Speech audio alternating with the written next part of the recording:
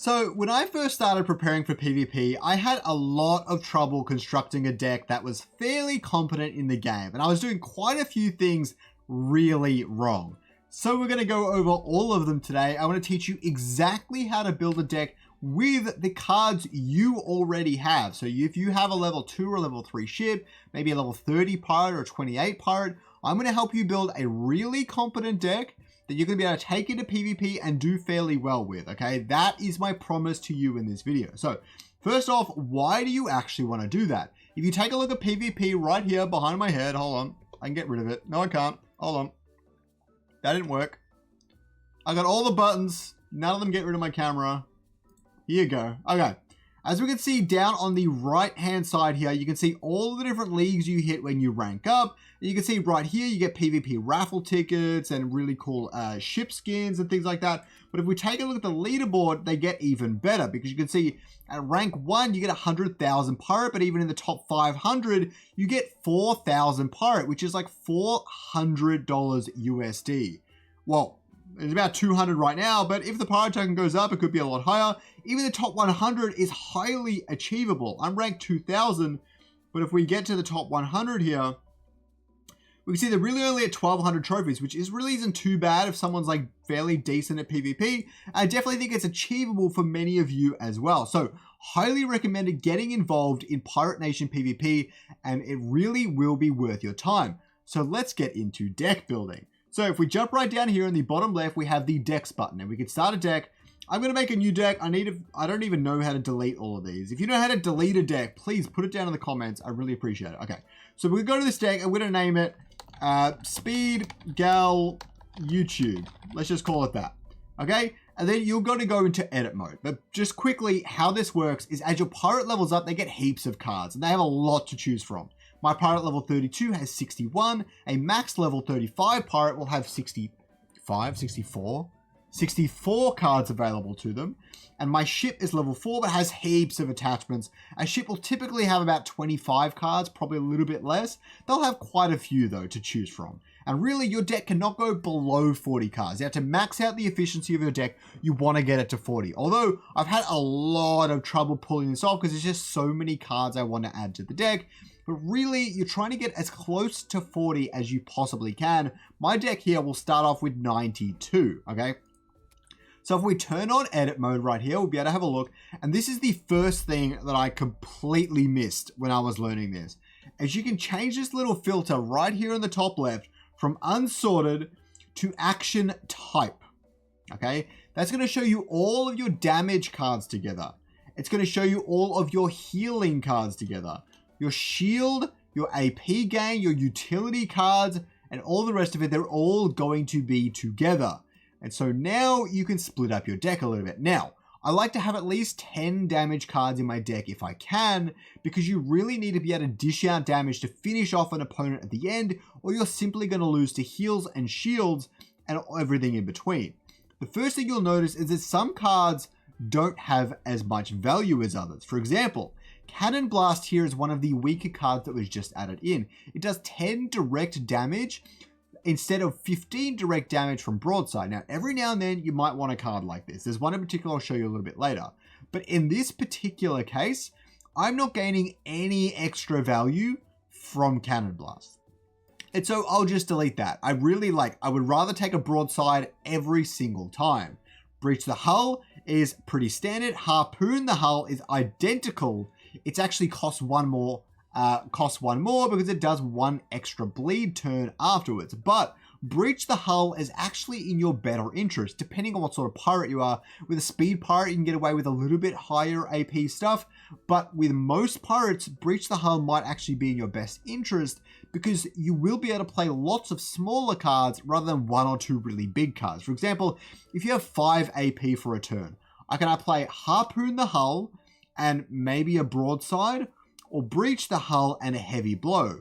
But the odds of me drawing Breach the Hull and a 2-cost card are much higher than me drawing Harpoon the Hull and a 1-cost card. And so I might actually lose that 1-cost advantage from playing Harpoon the Hull, if that makes sense. So really, you want to try as low of cost cards as you can, with some exceptions, again, depending on what sort of pirate you are. An accuracy pirate likes the really big cards because they can combo it. Speed pirate can get up its IP really high, but like your frigate, you're probably better off going with a lot of the smaller cards because there's so many evades and so many shields, and eliminating that with the smaller cards is a lot easier. In this case, I'll actually keep one broadside. I'll get rid of both of my big guns. Again, they don't add any extra value to heavy blow. I'll keep most of these.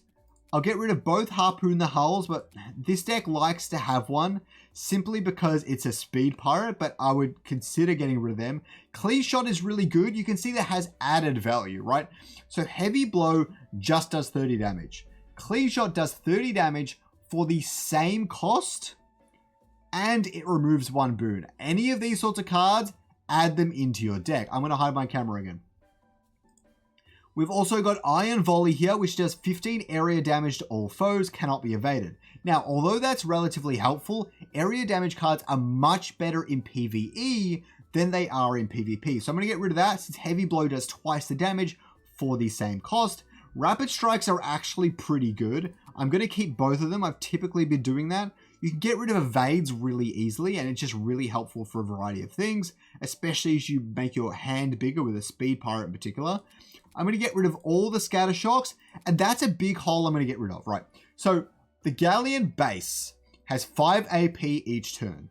If you draw this, you can play it and nothing else, and sometimes you often need a heal or shield on the same turn, or build up your AP or build up your card draw. You usually need to play associative cards, so this really only works in the late game, and things that work in only one stage of the game are way too unpredictable, and they will actually bring you down. So right now, I've got 1, 2, 3, 4, 5, 6, 7, 8, 9, but the 2 Rapid Strikes don't really count as damaging cards, so I'll probably throw in a Big Guns and maybe another Broadside, and then we'll be up to about 8 or 9 damaging cards. So that's what you need at minimum. Do not have too few. It will cost you. So as we go down, we've got Twin Barrel. I don't really like that card. Again, 30 damage for cost 3, whereas Heavy Blow does 30 for cost 2. We don't need this one. Basic Relief, add all of them to your deck always, no matter what. They're very important. As many as you can possibly get from your pirate and ship combo, add them all to your deck. Basic Relief is really good. I like getting Continuous Repairs because it's 60 heals for 3 cost, which is really good. These renews are only 50 heals. I get rid of these. These are quite inefficient. Mending Tides, again, 60 for 3 cost and removes 2 conditions. So one of the best cards in the deck available. Patchworks are really good because you can play them alongside your damage cards and your other cards. So all your utility cards, the lower their cost, the better, generally speaking. Quick Fix, I don't need. Again, that is the same thing as Patchwork, but less repairing. So we don't need that. I might keep 1 Renew. Actually, you know what? I'm going to get rid of that. Vampiric Strikes are really good. Heal and deal damage is good. Shield and deal damage is very good. Try and add all of them to your deck. They can really get you out of a pinch. I don't really like Barnacle Barrier. I know some people probably really use it. Evasive is good. Always have some evasion in your deck. But sometimes you don't necessarily need too much. If you have like 4 or 5 evasions cards, because you have an evasion pirate and a sloop or something, you don't need to put them all in, but definitely having some of them in there is really, really good. Hardened Shield is great. Light Cover is great. 2 shielding cards. You kind of need a little bit of everything, and then a focus on a win condition as well. So we'll get to that at the end of this video. So roll with it. I don't think I really need these in my deck. 3 Act with Haste is really good. This is one of the best cards in the game, especially if you're a combo pirate like I am, because I have the double strikes here, so you really need these Act with Haste. Crippling Shot is basically the same as Roll with it, quite literally the same. I don't really need Critical Target in this deck unless you have really big attacking cards like a Long Nines. That's not going to give you quite as much value. It's not too bad, but I don't really like it myself.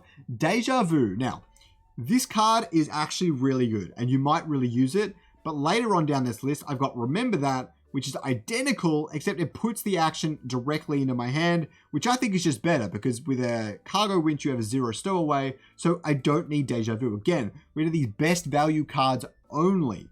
Hidden Where It Hurts is pretty good, but I'm going to get rid of that. Because it's really expensive. I don't think it quite achieves it. Exposed Weakness is pretty good. I probably should actually keep that because it works well with a combo sort of strategy.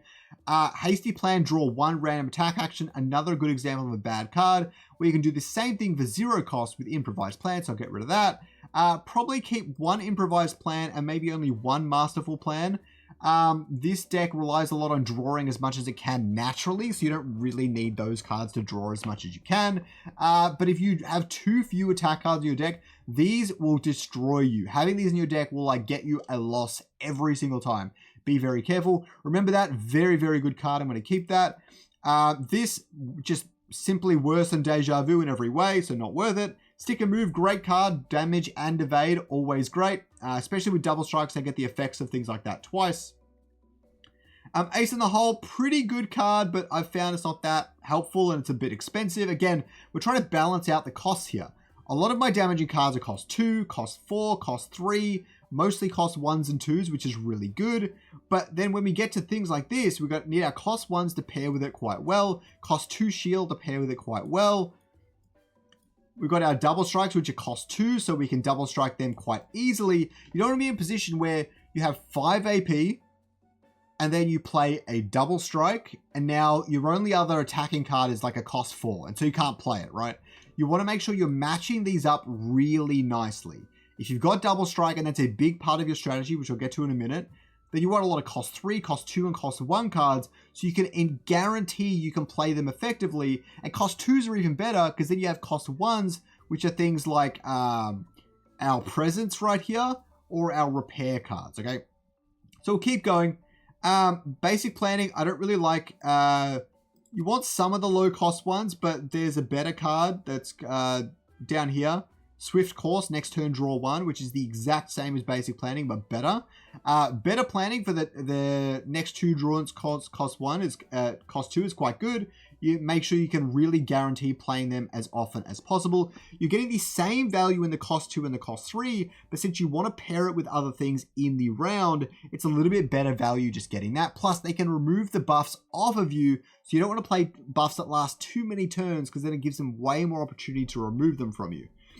Commanding Stance I actually quite like, but I'm going to get rid of it here.